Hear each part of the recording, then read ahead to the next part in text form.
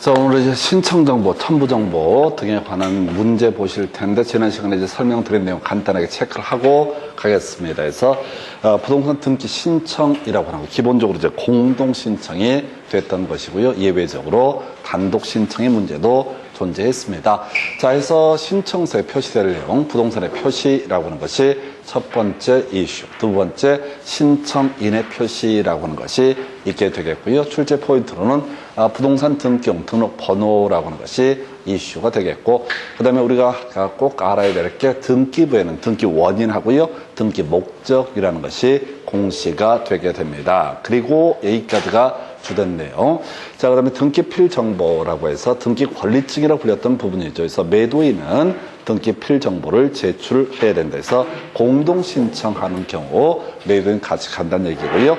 그 다음에 승소한 등기 의무자라고 해서 우리가 등기 권리자, 등기 의무자라는 개념을 논할 때 이렇게 설명을 드렸습니다. 등기가 실행됐을 때 권리를 얻게 되는 사람을 등기 권리자, 등기가 실행됐을 때 권리를 잃게 되는 사람을 등기 의무자라고 이렇게 얘기를 합니다. 그래서 매수인이 등기를 가져가지 않으니까 매도인이 소유권 이전 등기 절차에 협력하라라는 소송을 제기해서 바로 단독으로 등기 신청을 하는 경우에 있어서 자신이 가지고 있는 등기 필 정보라는 것을 제출해야 된다. 관련한 쟁점으로서 바로 부동산 등기용 등록번호라고 하는 것이 있었죠. 그래서 나머지는 다 외울 수 없어요. 해서 제외국민하고요, 외국인이라고 해서 제외국민은 출입국 관리소 장한테 소위 지금 이제 부동산 등기용 제외국민은 대법원 소재 관할 등기소의 등기관이 부동산 등기용 등록번호 부여하고, 외국인의 경우 출입국 관서의 장이 부여하게 된다. 한편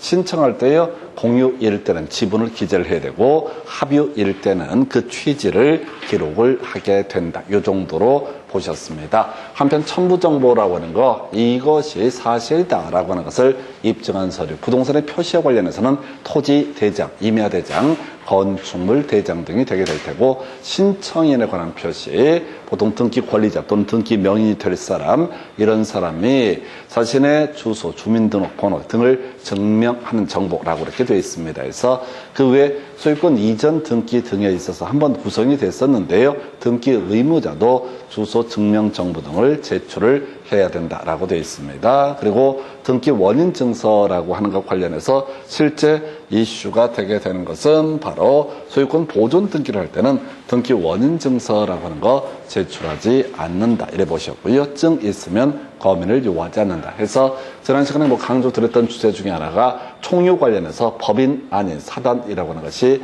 이슈가 되겠고, 해서 등기 권리자가 되는 경우 정대대, 등기 의무자가 되는 경우 정대대 결이라는 것을 첨부정보로 제공을 해야 된다. 그래서 법인 아닌 사단과 관련해서는 법인 아닌 사단도 등기 명의인 될 수가 있었고요. 등기 신청을 할 때는 대표자나 관리인이 등기 신청을 하게 된다. 그리고 첨부정보로서 등기 의무자가 되는 경우 정대대, 등기 결까지 있었고, 등기 권리자가 되는 경우 정대대라고 하는 것이 바로 첨부정보의 내용이 되게 된다라고 할 것.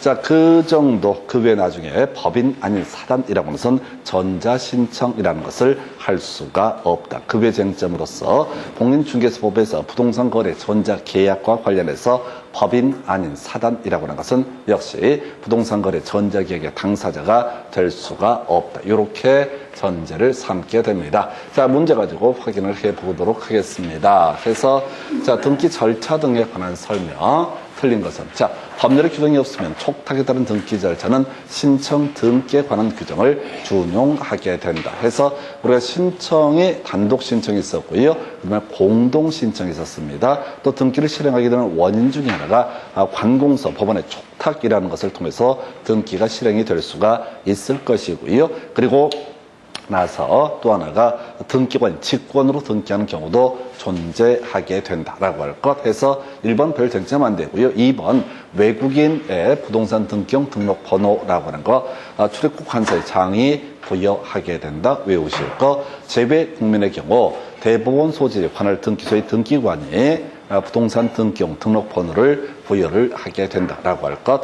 자, 그 다음에 3번 질문요. 자, 권리 소멸 약정이 있을 때 부기 등기로 하게 된다 해서 오른편. 우리가 이제 외웠던 것은, 지금 이제 주등기라고 하는 것만 외우셨죠. 그래서 소, 말, 전, 승, X, 부동산 표시의 변경 등기라고 하는 것은 이때는 바로 주등기로 한다 해서 소유권을 목적으로 하는 등기라는 거, 소유권 보존 등기, 이전 등기, 소유권 이전 청구권 보존을 가등기라든가 지상권의 설정, 전세권의 설정 등기 등 이런 것들이 소유자와 만나야 되기 때문에 소유권을 목적으로 하는 등기다 해서 우리가 등기부 나중에 이제 확인을 하게 될 텐데 이런 식이죠. 1번, 2번, 3번 이런 식의 번호를 매긴 것을 주등기라고 부르고 1-1 이런 식으로 가지 번호를 붙이는 것을 바로 부기 등기라고 정의를 한다. 그래서 소, 말, 전, 승, X 부동산 표시의 변경 등기가 아니게 되면은 이것들은 주등기로 처리한다. 그래서 여기에 해당한다니까 부기 등기가 될 테고요.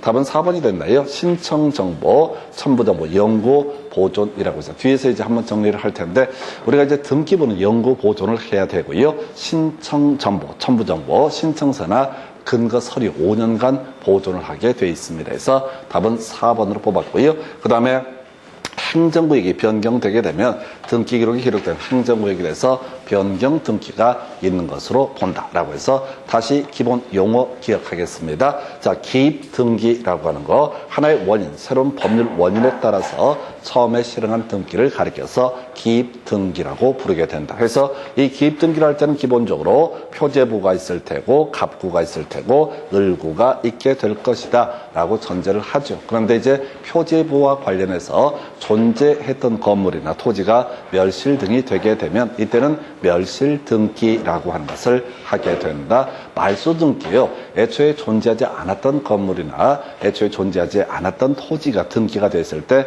원시적으로 전부 불일치하는 경우 이때는 말소 등기라는 형식을 취하게 된다.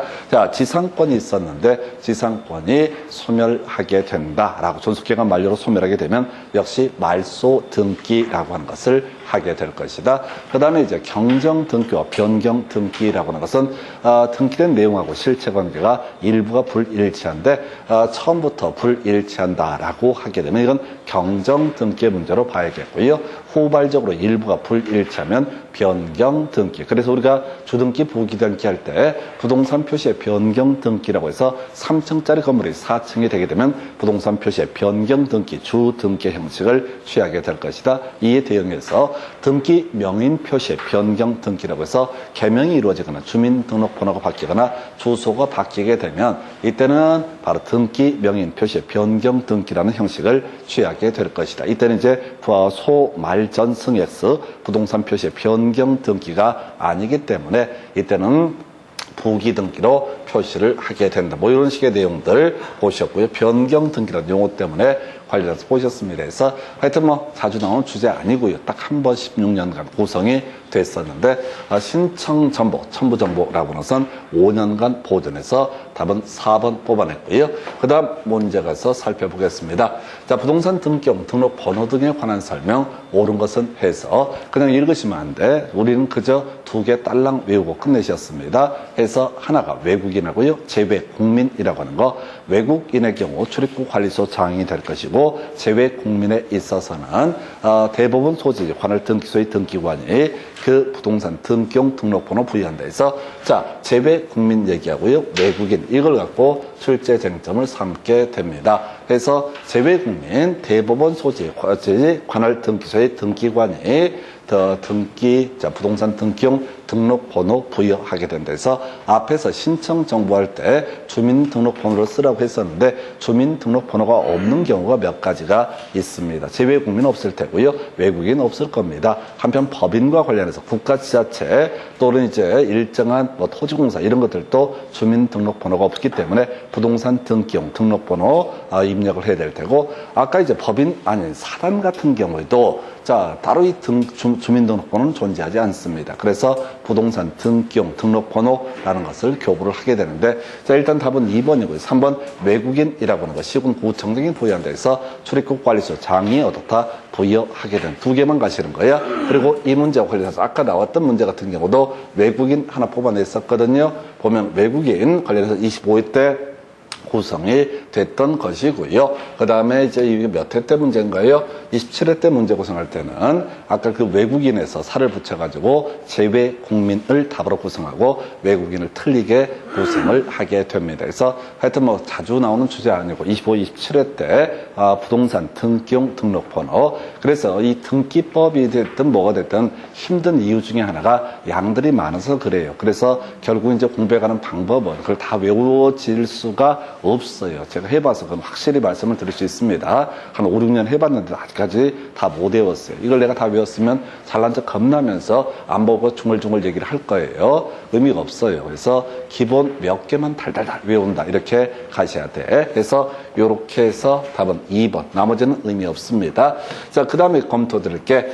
자, 소지에 관한 소유권 이전 등기의 신청 정보에 해당하지 않는 것은 이렇게 되어 있습니다. 신청 정보에 포함될 내용 가볼까요? 첫 번째, 부동산의 표시라고 하는 것이 첫 번째 되겠죠. 두 번째, 신청인의 표시라고 하는 것이 있겠죠. 신청인의 표시라고 하는 거, 부동산 표시가 될 테고, 신청인의 표시, 객체와 주체라는 개념. 그 다음에 등기 원인과 등기 목적이라고 하는 것이 신청서, 그리고 이제 등기 필 정보, 관할 등이 주요 이슈가 되게 된다. 이 문제는요, 답은 겁나 쉬웠던 주제, 출제자의 의도를 파악하게 되면 되게 간단해져요. 그래서 신청 정보의 내용이 아닌 것을 고르시오. 그러면 이제 첨부 정보를 골라라. 이런 식의 취지가 되겠습니다. 첨부 정보라고 하는 것은 이런 논리 구조가 되는 거야. 신청 정보가 사실이다라는 것을 입증하는 서류. 그래서 이 지문에서 토지 대장 정보 이런 것들은 소위 부동산의 표시가 사실에 일치한다. 이것을 이제 입증해 내기 위한 서류가 될 것이다. 그 다음에 이제 신청인의 표시 등과 관련해서는 주소 등을 증명하는 정보라 해서 실질적으로 소유권 이전 등기 등에 있어서는 저걸 삼는 거죠. 주민 등록, 등본 이런 것들을 이슈를 삼게 됩니다. 해서 답은 3번 이렇게 보셨고요. 그 다음에 이제 검토 드리게 될 문제. 자, 요거 통계적으로 상당히 많이 나와요. 막 섞여서 구성이 되는데 법인 아닌 사단이라고 하는 거. 자, 법인 아닌 사단 4가지 쟁점 기억하셔야 됩니다. 전주, 이시, 충무공파 이런 식으로 자, 바로 법인 아닌 사단 명의로도 등기를 할 수가 있다. 이게 이제 첫 번째 이슈. 그리고 법인 아닌 사단이 등기 신청을 할 때는 대표자 또는 관리인이 등기 신청을 하게 된다라고 할 것. 세 번째 이슈가 되게 될 것이 바로 정대대와 정대대결이라는 것이 있게 될 것이고, 네 번째 쟁점이 바로 전자신청할 때 법인 아닌 사단이라는 것은 전자신청을 할 수가 없다. 이렇게 4가지 쟁점 가지고 구성합니다. 해서 대표자의 성명, 주소, 주민등록번호를 어떤 걸 신청 정보의 내용으로 제공해야 된다. 그리고 대표자임을 입증하는 정보 등도 당연히 제출해야 된다. 이런 것들은 다 사이드야. 포인트는 뭐야? 결의라는 것이 이슈가 되겠죠. 그래서 법인 아닌 사단이 등기 관리자였을 때 상원청이 결의가 있었음을 증명하는 정보를 첨부 정보로 제공을 해야 된다 해서 이걸 틀리게 구성이 됐습니다. 그래서 등기 의무자였을 때만 어떻다? 사원청이 결의가 있었음을 증명하는 정보를 첨부 정보로 제공을 해야 된다라고 하는 거, 이렇게 개념을 삼게 됩니다. 그래서 이게 나중에 지문 형태로도 계속 구성이 돼요. 그리고 이 지문을 가지고 문제 몇 개 만들 수 있죠. 자, 첫 번째 이슈. 자, 지금 법인 아닌 사단이 등기 관리자가 되는 경우, 자, 첨부해야 될 정보끼리 올바르게 연결된 것을 하면 첫 번째 정관들은 규약 나올 테고, 두 번째 대표자임을 증명하는 정보 등 나올 테고, 그 다음에 대표자의 성명, 주소, 주민등록번호 이런 것들도 나오게 될 테고, 마지막 뭐가 있겠어요? 바로 결의라고 하는 것. 해서 등기 관리자가 됐을 때는 이때 첨부정보로 3가지만 첨부정보가 되게 될 것이다. 그래서 똑같은 문제를 구성할 때 등기 관리자였을 때 이렇게 구성할 수 있겠고, 또는 거꾸로 등기 의무자였을 때 첨부정보, 기역, 니은, 디귿, 리을 모두 고르시오. 이런 식의 문제, 답을 외우셔야 된다고 정대대와 정대대결이라고 하는 거, 또는 거꾸로 이렇게 하겠죠. 지금 4개 딱 깔아놓고 등기 관리자였어요. 자, 지금 하여튼 요 2가지 형태로 일단 2가지 형태로 뭐 틀린 것 옳은 것 이렇게 다양하게 구성을 할 수가 있을 겁니다. 그래서 자, 등기 관리자였을 때 기역, 니은, 디귿, 리을 써놓고 나서 첨부 정보가 아닌 것을 고르시오. 그럼 뭐가 된다? 사원청의 결의가 있었음을 증명하는 정보가 바로 첨부 정보의 범주에 속하지 않는다. 이런 식으로 하여튼 문제 유형은 다양하게 구성을 해 갈 수가 있다. 이렇게 논의를 삼게 됩니다. 그 다음에 이제 등기되어 있는 대표자가 등기를 신청할 때 굳이 첨부정보, 대표자임을 증명하는 정보, 등기부에 이미 표시가 되어 있으니까 이 첨부정보를 제공할 필요는 없다. 바로 열고 있는 부분을 가지고 구성을 한 것이고요. 그 다음에 대표자의 주소, 주민등록번호를 증명하는 정보, 첨부정보로 제공한다. 그 다음에 정관, 그리고 규약 등을 첨부정보로 제공한다. 해서 자, 문제 1이 이제 핵심 이슈는 무조건 뭐야? 사원청에 결의가 있었음을 증명하는 정보. 이게 출제 포인트가 되게 됩니다. 해서 자, 이렇게도 나왔었어요. 뒤에 문제 가지고 분석하겠지만 법인 아닌 사단이 자신 소유의 부동산을 을에게 양도하고자 할 때 이렇게 하면 이제 등기 의무자가 되는 것이죠. 자신의 부동산을 양도한다는 얘기는 등기 의무자니까 사원청의 결의가 있었음을 증명하는 정보를 첨부 정보로 제공을 해야 된다. 해서 실제로 뭐 거의 문제가 출제가 되면 특별한 사정이 없는 한 그저 사원청의 결의 이걸 갖고 출제 포인트를 삼게 될 것이다. 해서 등기 권리자가 되는 경우 정대대, 등기 의무자가 되는 경우 정대대 결이라고 하는 게 논의의 포인트가 되게 된다. 해서 답은요 2번 이렇게 구성을 합니다. 그 다음 문제요. 자, 이제 등기 신청 등에 관한 주제. 요걸로 이제 한번 이슈가 됐어요. 두 문제는 연속 29회 때인가 출제가 되고 말았었는데, 자, 우리 등기 신청은 신청 정보, 첨부 정보 이런 표현을 쓰듯이 전자 신청이 사실 일반화되어 있습니다. 이 전자 신청 같은 경우 뒤에서 보시겠지만 법무사 이런 사람이 등기소에 굳이 방문하지 않도록 자신의 사무실에서 등기 신청을 대리할 수 있는 그런 시스템이에요. 그런데 아직도 부동산 등기법에서는 원칙적인 경우를 상정을 하고 있는 겁니다. 컴퓨터 없는 동네 없는데 법조문 내에는 아직도 그런 게 남아있어. 해서 방문 신청이라고 하는 거.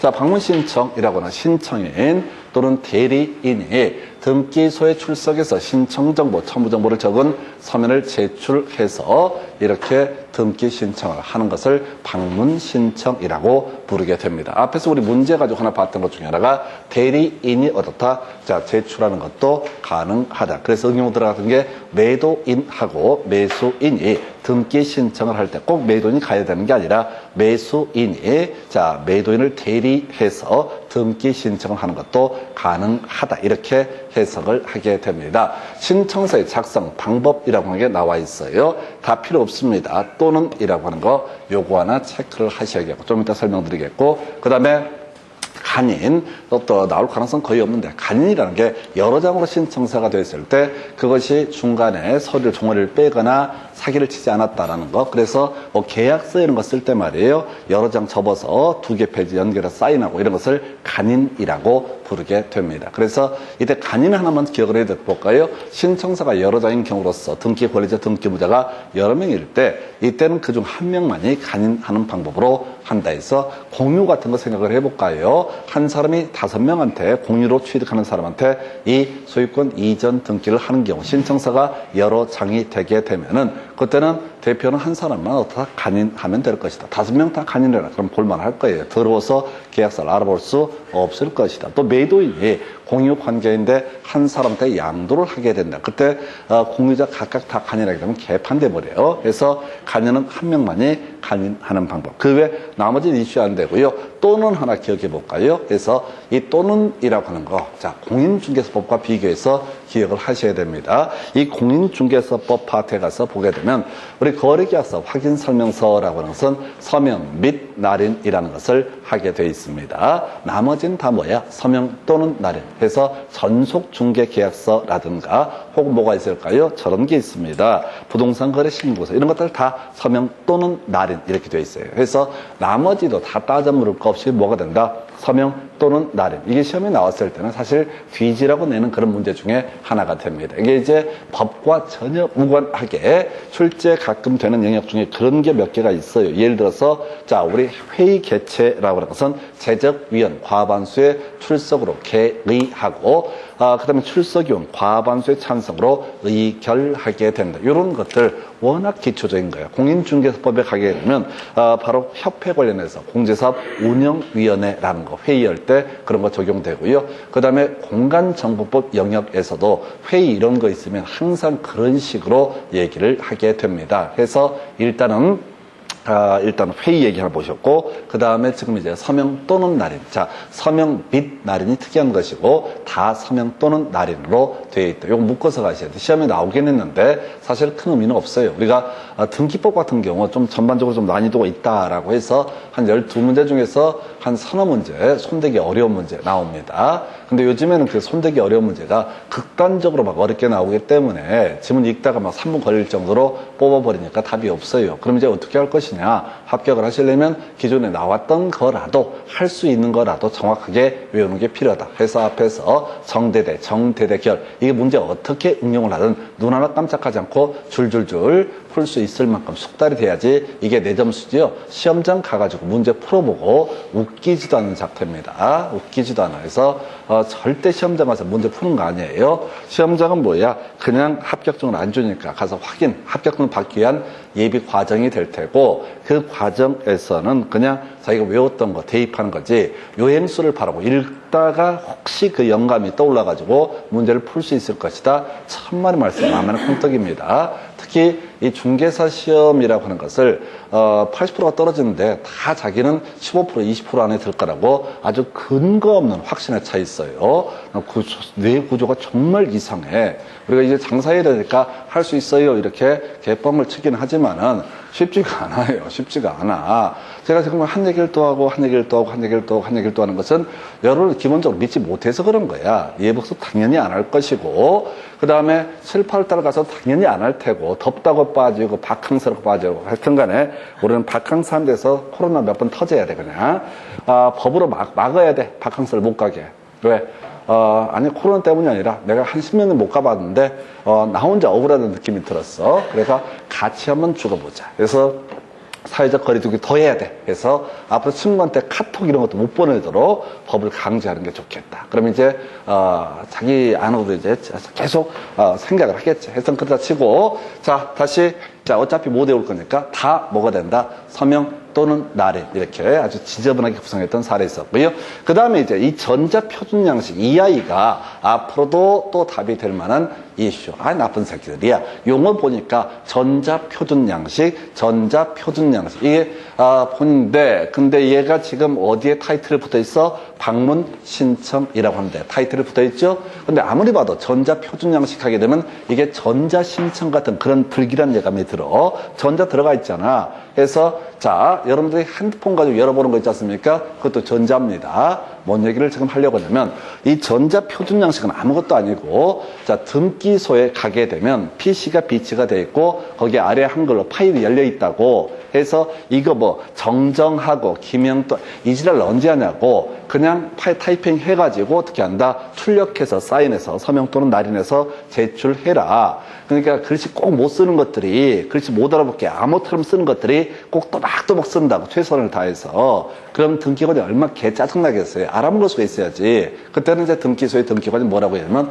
법무사 어디 갔다 오시라고 사람 짜증나니까. 그래서 그래도 이제 돈 아끼겠다고 나홀로 셀프 등기 못 쓰는 글씨 이런 분들을 위해서 이제 등기소에 컴퓨터 파일이 열려 있고 거기다 타이핑을 해서 출력을 해서 제출하는 것을 뭐라고 한다? 전자표준 양식. 그러니까 실질적인 종이를 제출을 하기 때문에 이것은 결과적으로 뭐가 된다? 방문 신청의 한 유형이 되게 된다. 그래서 이 표현 때문에 이게 자꾸 전자 신청 같은 그런 느낌을 주게 됩니다. 그래서 자 전자표준 양식에 따른 등기 신청에 있어서 자격자 대리인이 아닌 자도 타인을 대리해서 등기를 신청할 수 있다. 스톱! 자, 이 표현에 현혹되면 안 돼. 전자표준 양식은 바로 방문 신청을 의미하게 된다. 그러면 일반인도 어떻다? 대리인이 될 수가 있다. 아까 매도인하고 매수인 사이에 소유권 이전 등기 신청을 한다라고 했을 때 매수인이 아쉽거든. 지 이름으로 등기를 해야 되니까. 그래서 매도인 사인 받아가지고 어떻게 한다고요? 바로 등기 신청을 하게 된다. 근데 손으로 쓰면 욕 뒤지게 먹으니까 가서 타이핑해서 출력해서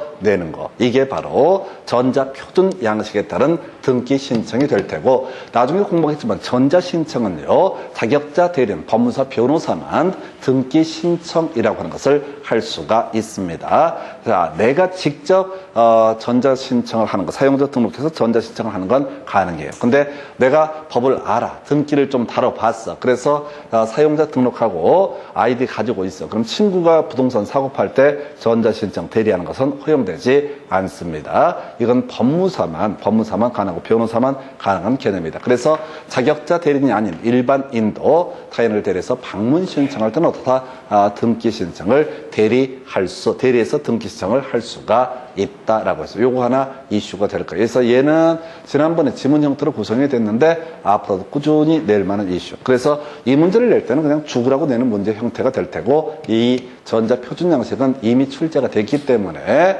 자 충분히 의미가 있는 지문이 아닌가 싶습니다. 해서 그 정도 보셨고요. 그 다음에 이제 등기 신청 등에서 전자 신청이라는 개념을 확인을 합니다. 해서 전산망을 이용해서 인터넷망을 이용해서 등기 신청을 하는 걸 뭐라고 한다? 전자신청. 미리 외우셔야 돼. 전자신청은 자격자 대리인 어떻다? 타인을 대리해서 전자신청을 대리할 수 있다라고 해서 우리가 법무사 사무실 가서 등기 관련 서류 뭐뭐 갖고 다 달라고 했을 때 그거 가지고 굳이 등기소에 등기소에 가지 않고 법무사가 직접 전산망으로 등기 신청하는 것을 뭐라고 한다? 자격자 대리인에 의한 전자신청이라고 부르게 됩니다. 또 직접 나홀로 셀프 등기를 하고자 한다라고 했을 때 스스로 어떻게 할 수 있다? 전자신청을 할 수가 있다. 근데 내가 이런 전자신청을 또는 법무사, 변호사, 즉 자격자 대리인이라고 하는 사람이 전자신청을 하고자 할 때는요. 미리 뭐가 필요하다? 사용자 등록이라는 것을 해야 된다. 그래서 우리가 인터넷 뱅킹 등을 하기 위해서 은행에 가서 이런저런 서류 쓰고 이렇게 하듯이 전자신청을 하기 위해서는 그 전 단계로서 뭐가 필요하다? 사용자 등록이라는 과정이 필요하다. 이렇게 정의를 합니다. 사용자 등록 거의 출제되지 않습니다. 왜? 이건 이제 그 자체가 목적이 아니라 결국은 전자신청을 하기 위한 예비 과정으로 보게 됩니다. 해서 가볼까요? 전자신청을 하고자 하는 당사자 최초의 등기 신청 전에 사용자 등록을 해야 된다. 해서 뭔 소리야? 내가 땅을 10개쯤 갖고 있어. 요거 앞으로 계속 팔려고 계획 중이야. 또는 내가 돈을 좀 가지고 있는데 땅을 한 10피트쯤 살려고 계획 중이야. 그러면 그때그때 등기소를 갈 것이 아니라 미리 사용자 등록을 해서 전자신청을 할 수가 있다. 이런 논리 구조가 될 테고요. 다만 공동신청일 때는 전자신청이라는 개념 자체가 의미가 없겠죠. 상속 같은 경우 우리 앞에서 상속이나 법인의 합병 소유권 보존 등기 등은 개념상 단독 신청. 주의하실 거 맨날 들을 때마다 그런데 헷갈리는 게 유증이라고 하는 것은 어떻다? 공동 신청으로 가게 된다. 유증은 절대로 아무나 유증 같은 거 할 수가 없다. 외워두시라고 복덕방 학원 가서 혹시 주변에서 누가 유언을 남겼다라고 진짜 유증이 되게 되면 그는 엄청나게 돈 많은 분입니다.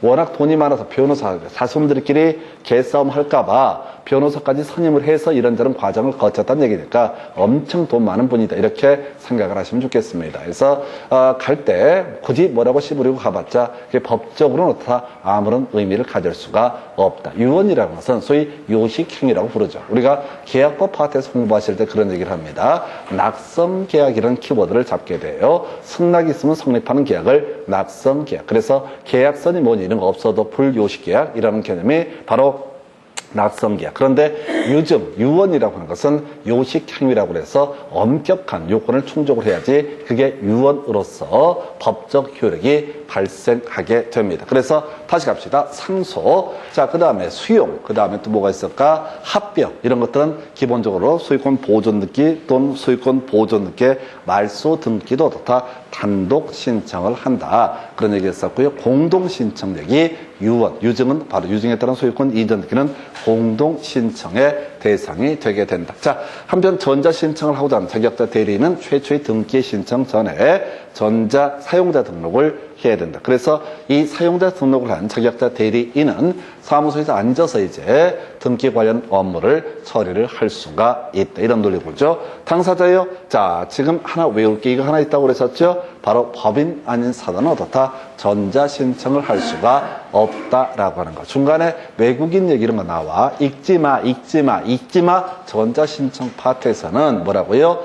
지금 제가 설명드린 몇 개만 딱딱 끊어서 외우셔야 돼. 그리고 그게 답이 혹시 아니다. 그러면 나머지 찍는 방식으로 가셔야 돼. 근데 여러분들은 많이 보고 한꺼번에 다 찍으려고 계획을 세우니까 시험 점수가 안 나오는 거야. 아는 것도 없고 모르는 것도 없고 그게 최악입니다. 그래서 공부해 가시는 과정에서 이게 조금 이제 순환이 되고 숙달이 되게 되면 다 알 것 같은 불길한 예감이 들어. 근데 자기가 직접 시험을 보면 또 점수가 안 나와. 최악이에요. 그때도 방법이 최대한 단순화시키는 작업이 필요합니다. 그 다음에 이제 자격자 대리인이 다른 사람을 대리해서 전자신청할 수 있다. 그런데 아까 설명드린 것처럼 자, 내가 사용자 등록을 했다. 친구를 위해서 등기 신청을 해준다. 이런 것은 허용되지 않습니다. 즉 자격자 대리인이 아닌 사람은 다른 사람을 대리해서 전자신청을 할 수가 없다라고 해서 자, 하여튼 요 근래 문제 구성이 좀 됐었고요. 그 다음에 이제 검토 드리게 될 주제 좀 잡다하게 묶여있죠. 해서 등기 신청이라고 해서 자, 등기 신청은요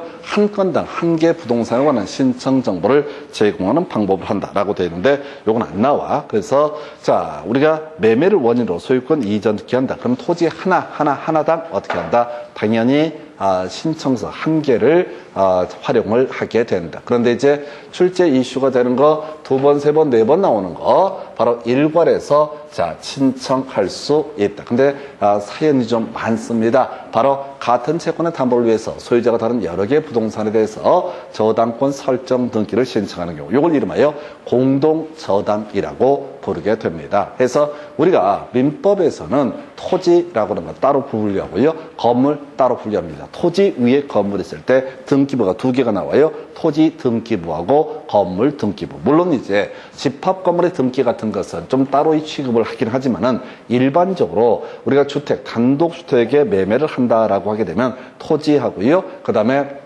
건물 묶어서 자, 각각을 등기부에 등기가 되어 있는 상태입니다. 그런데 이제 예를 들어서 토지가 위에 자, 건물이 있다. 이걸 우리가 일반적으로 공법에서는 주택이라는 용어를 쓰게 되죠. 해서 건축물의 전부 또는 일부와 그 부속 토지를 묶어서 주택이라고 정의를 하게 될 것인데 이 토지 건물 묶어서 저당권 설정하는 경우가 있습니다. 실질적으로 항상 묶어서 설정하는 게 일반적인 모습이야. 해서 같은 채권의 담보를 위해서 소유자가 다른 여러 개의 부동산에 대해서 저당권 설정 등기를 신청하는 경우 해서 소유자가 얘가 갑이 되고 자, 토지는 을이 되는 경우 등이 있다. 요 묶어서 하나의 저당권을 설정하는 것을 공동저당이라고 부르게 됩니다. 나중에 저당권 설정 등기 파트에서는 공동저당에서 이 목적물이 5개 이상이 되게 되면 공동담보목록이라는 것을 자, 등기관이 작성을 해야 된다. 이런 것들이 나중에 출제 쟁점이 되게 됩니다. 하여튼 여러 개의 부동산을 담보로 해서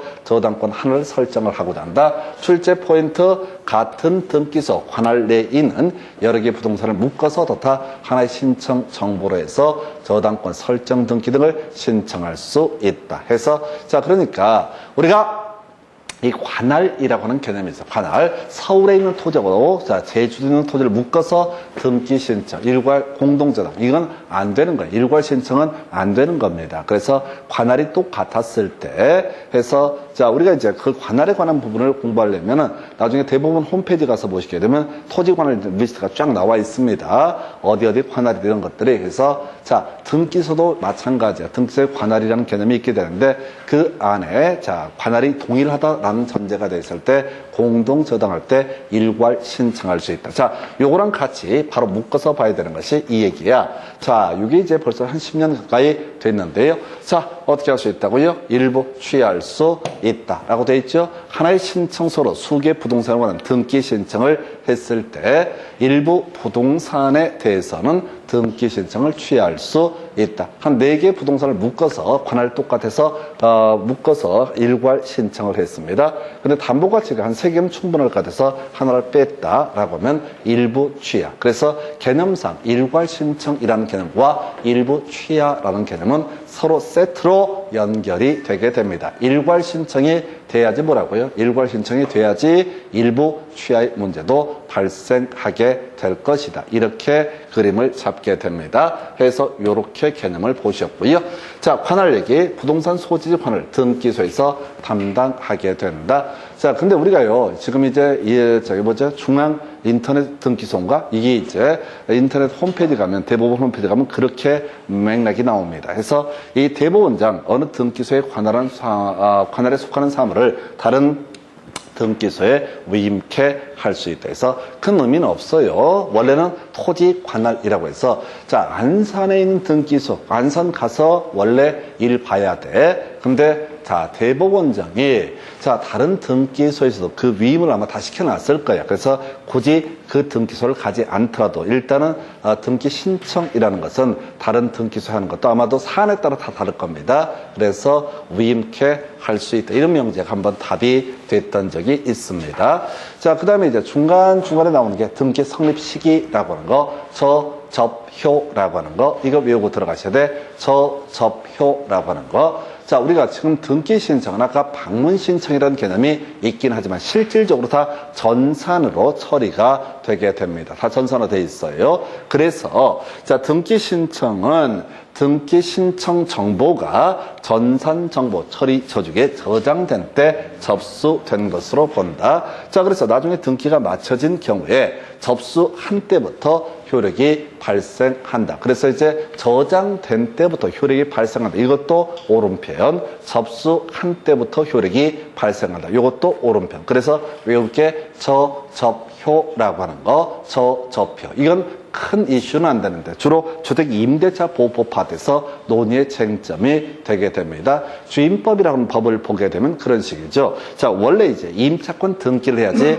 대항력 우선 변제권이 발생하게 될 것인데, 자, 주임법에 따르게 되면 전입신고하게 되면 대항력 발생하고 동사무소, 그 다음에 공증인 사무소 등에 대해서 이게 저게 있었죠. 동사무소나 공증인 사무소가 해서 확정일자를 받게 되면은 이때 바로 우선 변제권 발생하게 된다. 이렇게 가요. 그래서 이제 이슈가 됐던 게 같은 날짜에 확정 일자를 받는 경우가 있고요. 또 같은 날짜에 저당권이 실행되는 경우가, 저당권이 등기되는 경우가 있다라고 했을 때 이게 이제 문제가 되는 거죠. 뭐가 선순위냐라고 했을 때 저당권은 저표에서 저장된 때 접수된 것으로 보고 접수된 때부터 다 그 효력이 발생하게 된다. 이렇게 하나 그림을 잡아야겠고요.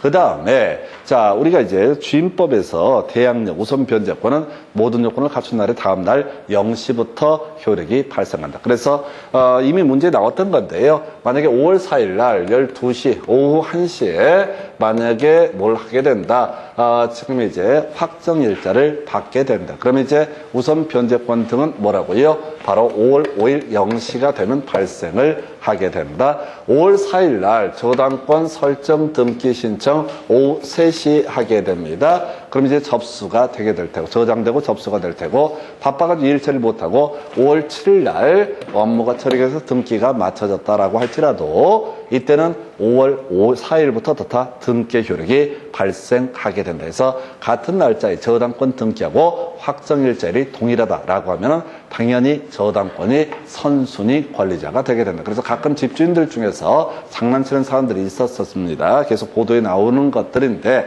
같은 날짜예요. 자, 임차인한테는 등기부 깔끔한 걸 보여줍니다. 왜? 아직은 저당권 설정 등기 신청 안 했거든. 그리고 이 임대차 계약 체결하고 밥 먹고 한 오후 3시에 은행에 가서 저당권 설정 등기로 다 약정이 돼 있다고. 그래서 그 오후 1시나 2시에 계약서를 보여줄 때 등기부도 바로 출력이 보여줍니다. 깨끗하다. 당신이 최선순위니까 이거 무조건 보장을 받는다. 이런 식으로 이 가치가 3억이고 전세금이 2억이다 라고 했어요. 전세보증금, 임대차 보증금이 2억이다. 그랬을 때 무조건 다 보호받으니까 걱정하지 마시라. 이렇게 해놓고 나서 오후 3시에 저당권 설정 관련 서류를 다 넘겨주고 그때 바로 접수가 될 테고, 그러면 실질적으로는 저당권이 선순위 권리자가 돼서 나중에 경매 진행이 되게 되면 뭐라고요? 저당권자가 우선 배당받고 경우에 따라서 임차인은 10원도 배당받지 못하는 그런 경우가 발생하기도 합니다. 그래서 사회적으로 자꾸 이슈가 되게 됩니다. 그럼 현행 법칙상 방법이 없습니다. 그렇다고 해서 이제 확정일자 이걸 바로 했을 때 효력이 발생한다. 그래버리면 저당권자를 보호를 받지 못하기 때문에 저당권자가 대출을 안 해줘요. 그럼 이제 경제가 또 멈춰버리는 그런 문제가 발생하게 될 겁니다. 그래서 하여튼 이렇게 설명을 드렸어요. 저표라고 하는 거. 자, 그래서 이제 관련한 쟁점 문제 가지고 가볼까요? 자, 방문 신청을 위한 등기 신청서의 작성, 제공 등에 관한 설명, 틀린 것을 고르시오라고 해서 일단 하나 기억하실 거, 간인이라고 하는 거, 그 중에 한 사람만 해도 좋다, 간인해도 된다라고 하는 거, 이 정도가 있었고요. 그 다음에 이제 신청서에 문자를 삭제한 경우 어쩌고 몰라 이게 뭔 소린지. 그 다음에 기명 날인하거나 서명해야 된다, 어렵지 않고요. 자, 답이 뭐가 5번이 됐었나? 그래서 4번 특별한 사정이 없는 한 신청은 한 건당 한 개 부동산에 관한 신청 정보를 제공하는 방법을 한다. 이게 나왔으니까 자, 그 전에 나왔던 주제가 일괄 신청, 같은 등기소 관할일 때 바로 일괄에서 저당권 설정 등기를 신청할 수 있다. 이 주제가 중요 출제 포인트가 될 수밖에 없습니다.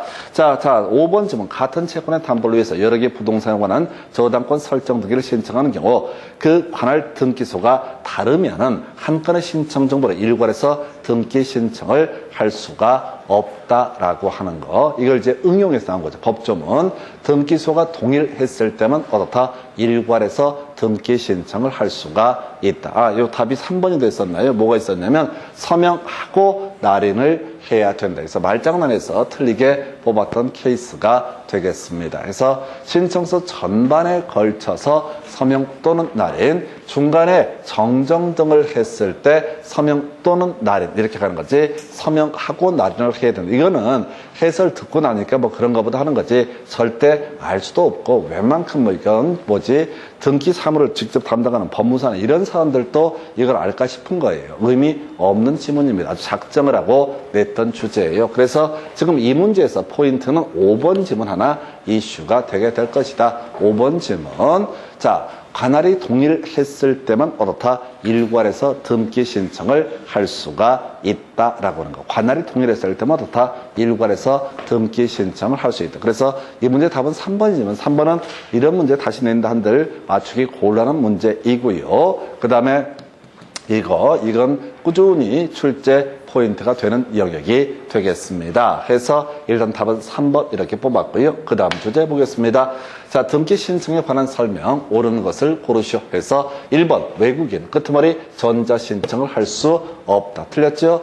읽을 때 저처럼 읽어야 돼. 내용도 쥐뿔도 모르면서 계속 읽어버리면 당합니다. 전혀 모를 함정에 빠져. 우리가 전자신청 할 수 없는 거 딱 하나 외우셨어. 법인 아닌 사단은 어떻다? 전자신청을 할 수가 없다. 요거 하나만 딸랑 외우셨다고. 외운 걸 대입해 보셔야 돼. 뒤에 보시면 전자신청을 할 수 없다. 그러면 그 앞에 뭐가 있어야 돼? 법인 아닌 사단. 절대 문장 읽으시는 거 아니야. 전혀 아까 그 앞에 있는 문제 이런 것들은 학원 강사 몇 년씩 해도 풀 수 없습니다. 대충 감으로는 찍지만은 정확하게 캐치하는 건 불가능해요. 그리고 그거 백날 쳐 외워봐봤자 답 안 나와. 지금 주연 뼈대 외우는 것도 겁나 어려워갖고 졸려 죽겠단 말이야. 그래서 학원 오기 싫고, 날씨도 이제 꿉꿉하고 환장하겠지. 날씨 이제 더워지기 시작합니다. 예, 이놈의 학원은 겁나 응지에 있어가지고 춥습니다. 추워요. 그래서 그거는 장점이야. 다만 겨울에도 같이 춥다는 거, 그게 좀 단점이야.